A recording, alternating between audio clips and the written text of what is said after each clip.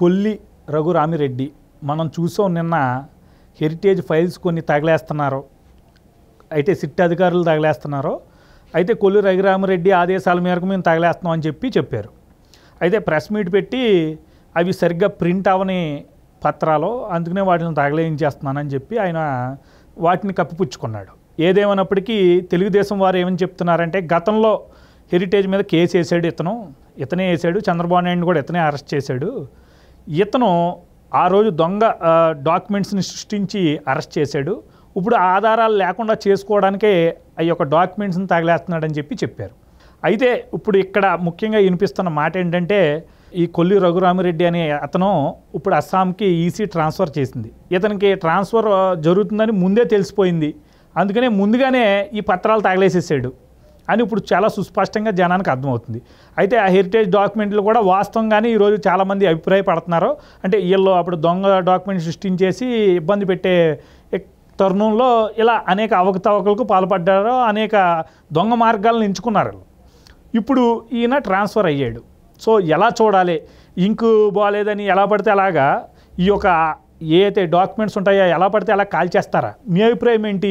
ఇష్టానుసారంగా ఈరోజు కొంతమంది అధికారులు ఈరోజు జగన్మోహన్ రెడ్డి గారికి ఒత్తాసు పలుకుతూ ముందుకు సాగుతున్న తరుణంలో ఈరోజు ఈ యొక్క జగన్మోహన్ రెడ్డి అనుయాయులుగా ఉన్నటువంటి ఎలాంటి అధికారులను ఈరోజు ఈసీ కన్నేరు చేసింది, వేరే రాష్ట్రాలకు ట్రాన్స్ఫర్ చేస్తుంది కదా, దీని మీద మీ అభిప్రాయం ఏంటి? మరి ప్రపంచవ్యాప్తంగా ఉన్నటువంటి మన తెలుగు ప్రజలకి, మన లియో ప్రేక్షకులకి, మన శ్రేయోభిలాషులకి అందరికీ మొట్టమొదటగా క్రోధనామ సంవత్సర ఉగాది శుభాకాంక్షలు చెప్పుకుంటూ అందరూ బాగుండాలా, అందులో తెలుగోళ్ళు ముందుండాలని కోరుకుంటూ క్రోధనామ సంవత్సరం, ఈ క్రోధనామ సంవత్సరంలో కోపం ఎక్కువ ఉంటుంది. క్రోధము అంటే కోపం అన్నమాట.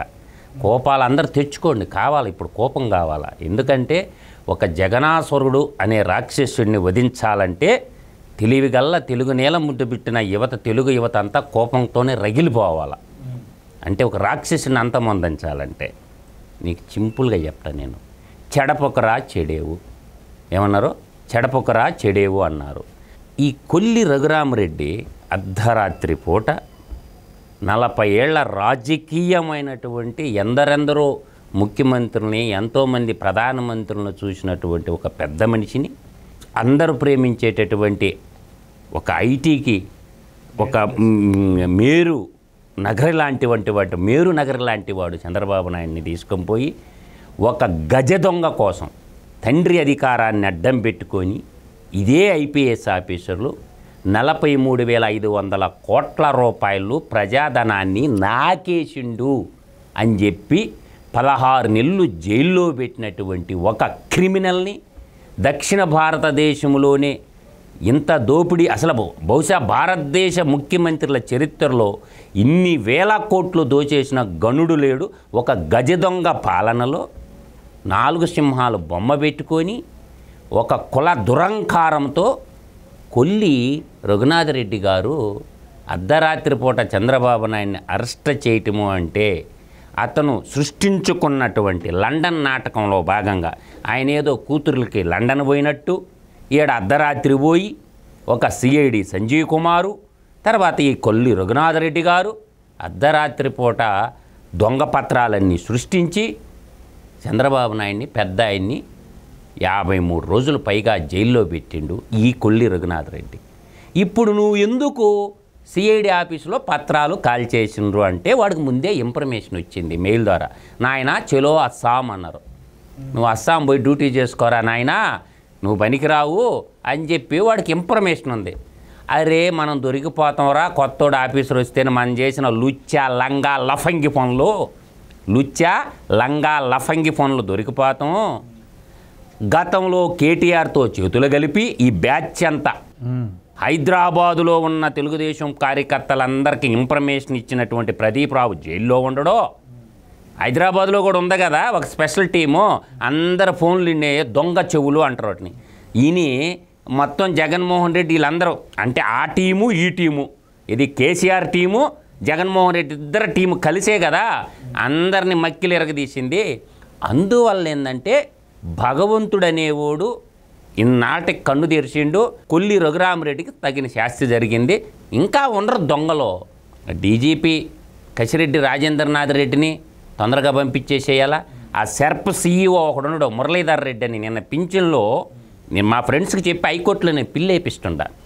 ఈరోజు పోవాల్సి ఉంది బ్రదర్, నువ్వు వచ్చేసేయి వేసేద్దాం పిల్లు అంటే 39 మంది ముసలోళ్ళను చంపిన నర అంతకుడు ఎవరు? CS chief secretary Jawahar Reddy and SERP CEO Muralidhar Reddy, వీళ్ళిద్దరిని కోర్టు మెట్లెక్కిస్తుండా.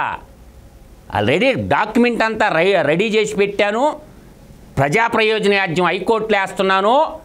వాడు జవహర్ రెడ్డి గాడు, ఈ సెర్ప్ సీఈఓ మురళీధర్ రెడ్డి గాడు. నేను గాడు అని ఎందుకు సంబోధిస్తున్నానంటే 39 మందిని హత్య చేసినటువంటి దుర్మార్గులు వీరు. ఎలక్షన్ కమిషన్ కూడా పార్టీషన్గా చేస్తూ ఎందుకు చంపారు 39 మంది వృద్ధుల్ని?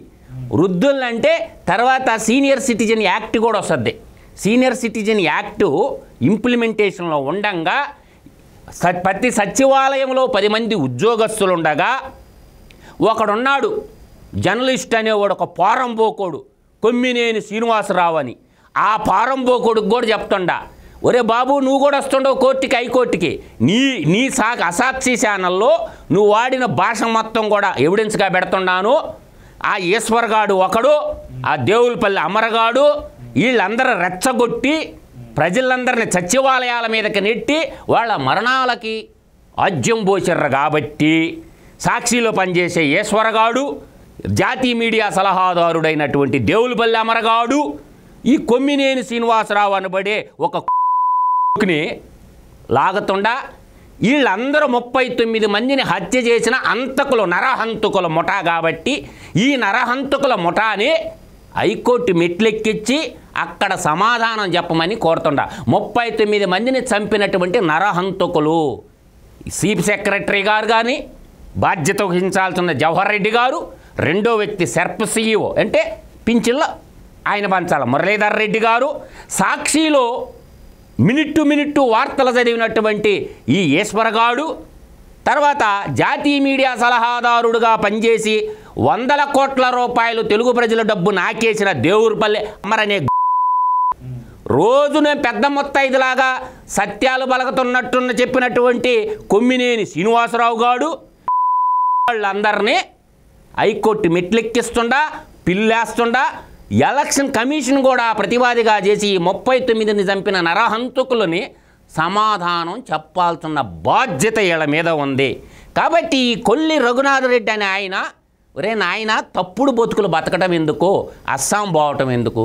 నేను ఇంకోటి కూడా చెప్తున్నాను సుబ్బు గారు, శరత్ అసోసియేషన్ అని ఒకటి ఉంది హైదరాబాదులో. ఈ దొంగ నా కొడుకులు కూడా ఉన్నారు. ఈ దొంగ డాక్యుమెంట్లు ఇచ్చిన దాంట్లో సృష్టించటంలో కీలక పాత్ర శరత్ అసోసియేషన్ వాళ్ళదే. నేను మొత్తుకుంటానే ఉండా. ప్రభుత్వ ఆస్తులు కానీ, ఫోరెన్సిక్ ఆడిట్ కానీ ఎవరు చేయాలి? ఆడిట్టు కాగ్ చేయాలా, కంప్యూటర్లో అండ్ ఆడిట్ జనరల్ చేయాలా.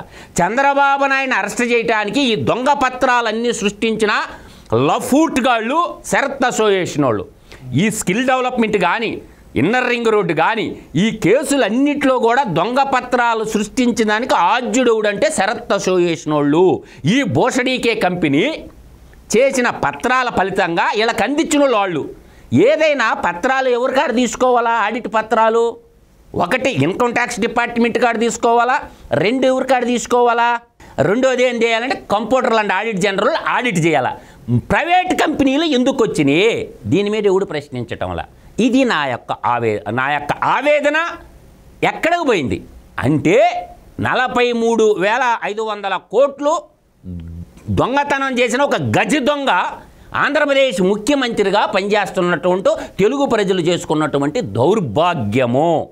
అందువల్ల నేను చెప్తుండేది ఏంటంటే, ఈ తప్పు చేసినటువంటి ఈరోజు వరుసగా చూసుకో, మొత్తం కడప వాళ్ళ రాజ్యం అయిపోయింది. ముఖ్యమంత్రి కడప నుంచి, చీఫ్ సెక్రటరీ కడప నుంచి, డీజీపీకి హోదా లేదు. ఇంతవరకు డీజీపీకి హోదా లేదు. ఫుల్ టైం డీజీపీ కాదు కసిరెడ్డి రాజన్, అడిషనల్. అతను ఫుల్ పవర్స్ లేవు. నిన్న కూడా ఈసీ అడిగింది, ఒరే నాయన సీనియర్స్ లిస్టు అంటే 89, 90లో ఉన్నవాళ్ళు 7 మంది ఉన్నారు, 10, 12 ఏళ్ళు సీనియర్స్.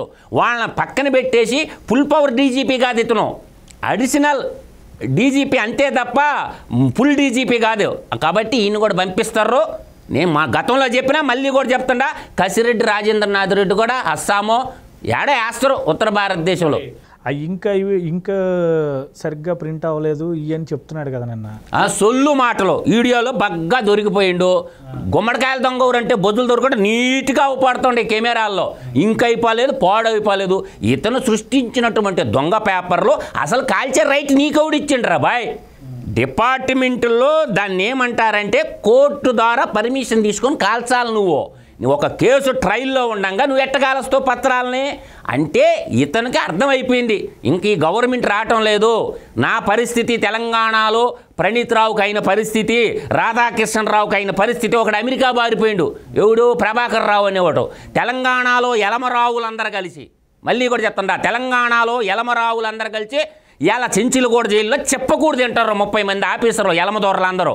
రేపు ఈ కన్వర్షన్ కరప్షన్ రెడ్లందరూ రేపు రాజమండ్రి సెంట్రల్ జైల్లో చెప్పకూడదు అంటారు అనేది వాళ్ళకి అర్థమైపోయింది మొత్తానికి. ఇంకా మనం రావడం లేదురా, మన పని అయిపోయింది, రేపు రాబోయేది డబుల్ ఇంజిన్ సక్తారు, ఎన్డీఏ గవర్నమెంట్ రాబోతుంది అని అర్థం చేసుకొని ఒక్కొక్కడు శుద్ధంగా సర్దుకుంటారు. అంతెందుకు సుబ్బు గారు, వారంట వారం రోజుల నుంచి గుంటూరు ఎంపీ గాడు కిలార్ రోసియ్య, నేను పోటీ చేయను, నేను వెళ్ళిపోతా, సజ్జలా నన్ను పంపి, బెజ్జల దేవుడా నన్ను పంపి, నాకు వద్దంటున్నట్ట. వాడు మాకు బంధువు ఒకడు ఉన్నాడు, వాడు మా చుట్టం వెళ్ళాడు, ఒరే నీకు పోటీ చేయబాకరా, నిన్ను నాకేస్తారా అని చెప్పిన పాని మణిమరెడ్డి గాడు, వాడు కూడా నాకు వద్దు అంటుండంట. రేపు నామినేషన్ వేసే టయానికి ఎంతమంది పారిపోతారో చూడు వైసీపీ ఎమ్మెల్యేలు, ఎవడు ఉండడు. ఈ డబ్బులు ఇచ్చినవి కూడా కొంతమంది నాకేసారంట. రేపు నామినేషన్ అయిపోయాలి. ఇప్పుడు సెలక్షన్ చేసిన లిస్టులో కూడా కొంతమంది ఉండరు. కొంతమంది ఇప్పుడు దీపావళి ఇచ్చిన జగన్మోహన్ రెడ్డి లిస్టులో పేరు పెట్టిన ప్రచారాలకు పోవటంలా, ఈ ఓడిపోయే పార్టీకి మన డబ్బులు ఎందుకు చేసుకోవాలరా, వద్దనే వద్దు గమ్ముగా ఉందో ఎట్టో కొట్టి ఫోన్లు స్విచ్ ఆఫ్ చేసి పారిపోదాం అనుకుంటారు అనమాట. ఈ ఐపీఎస్ ఆఫీసర్లు, ఈ ఐఏఎస్ ఆఫీసర్లు ఎట్ట పారిపోతారో జగన్మోహన్ రెడ్డి బీఫాములు ఇవ్వబోయే కొంతమంది ఎమ్మెల్యేలు, ఎంపీ క్యాండిడేట్లు కూడా రేపు నేను చెప్పింది వాస్తవం జరగద్దు చూడండి. రేపు 18వ తేదీ నుంచి 22వ తేదీ లోపల ఎంతమంది స్విచ్ ఆఫ్ చేసుకొని పారిపోతారో చూడండి.